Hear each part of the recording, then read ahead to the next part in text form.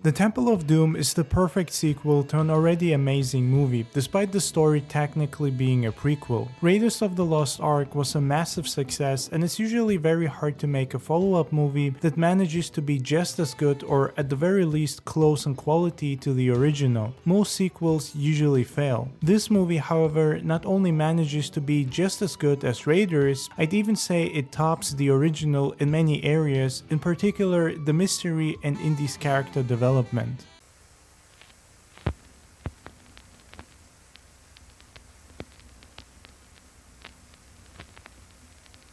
Indiana Jones and the Temple of Doom.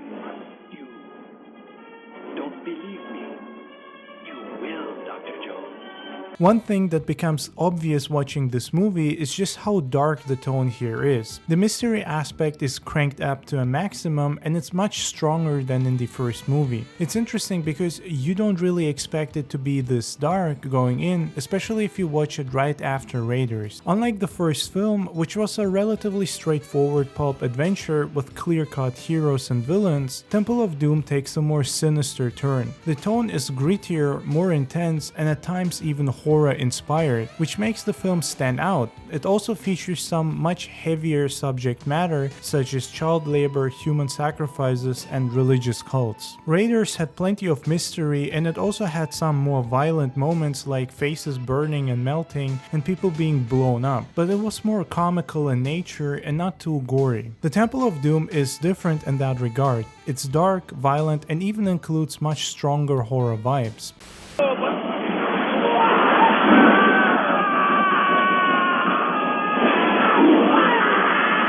People get strangled and hanged, lose their limbs, or are violently murdered. Indy himself is also closer to a James Bond type character. His prime motivation is self-serving, fortune and glory, and maybe some action with attractive women on the side. The opening scenes even feel like something directly out of a Bond movie, with Indy sipping a drink, wearing tuxedo, and making shady deals with gangsters, which of course ends with chaos and him knocking folks on their ass while escaping. But despite this darkness and violence, the movie still retains the same sense of humor as seen in Raiders of the Lost Ark. In fact, I'd say that the humor is just as dialed up as the horror aspects are. Jones still has plenty of one-liners and also knows when to charm his way into someone's bed. I'd even go so far and say that this movie is much funnier than the first one, as a lot of the situations Indy finds himself in are just straight up hilarious. But it's also possible that the humor simply hits harder because the movie is so gritty. It helps give you room to breathe from the darker atmosphere. In particular, Jones and Short's interactions are just pure gold.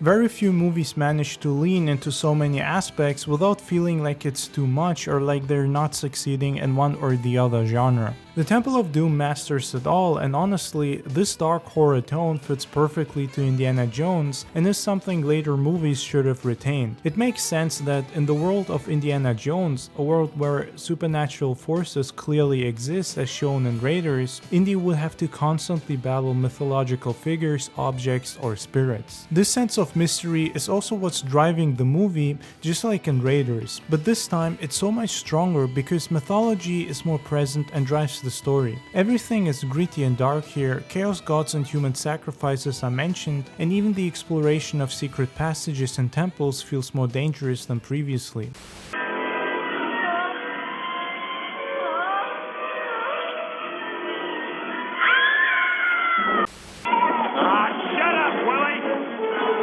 The movie tries its best to make you feel uneasy and creeped out, as well as be worried for Indy at all times. It even goes all the way and tries to make viewing certain scenes as uncomfortable as possible. The creepy scenes are probably the best part of the movie, as they reinforce the mysterious atmosphere it has. You actually do feel scared for the characters, as there are plenty of moments where it seems that they will genuinely die.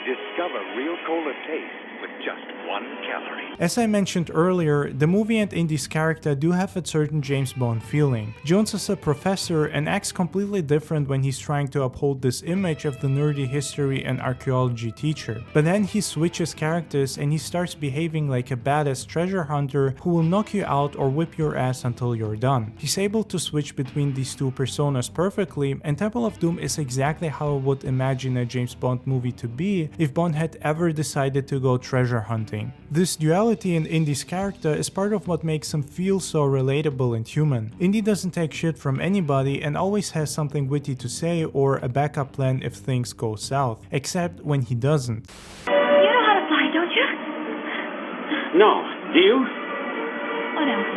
His character, despite being charming and such a badass, is not without flaws. He's not some kind of treasure hunting Rambo shooting everyone with his skin made of steel. In fact, there's plenty of moments where it's actually him who's getting his ass kicked or where he needs someone else to be saved from a life or death situation. He's much more relatable than the average action hero because he shows realistic emotions such as fear and anxiety. There are moments where he's punching and killing Nazis or religious fanatics, and other moments where he's running away from them or some kind of other mysterious force because he's afraid, just like he's shown to be afraid of snakes. These things humanize him and make it easier to relate. It's a perfect balance between him coming off like the average Joe and also as the James Bond type figure. It also helps that Temple of Doom is more fast-paced than Raiders, which is honestly quite the achievement as that movie was absolutely action-packed. Indiana Jones and the Temple of Doom might genuinely be one of the best sequels to a movie ever made. It has all the elements that made Raiders great, and instead of trying to be something different, it simply takes them and expands on them. It doesn't feel the need to make unnecessary changes or change the essence of what makes these movies so great, which is the adventure, the mystery, and the wisecracking action.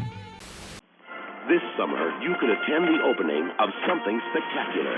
Something that has a taste for action and suspense. On May 22nd at select theaters, an exclusive screening of Indiana Jones and the Last Crusade will be proudly presented by Pepsi. The spine-tingling adventure that is sure to quench your thirst for excitement and whet your appetite for action. Look on specially marked packages of Pepsi and Diet Pepsi to see how you can get an official Indiana Jones hat or free poster.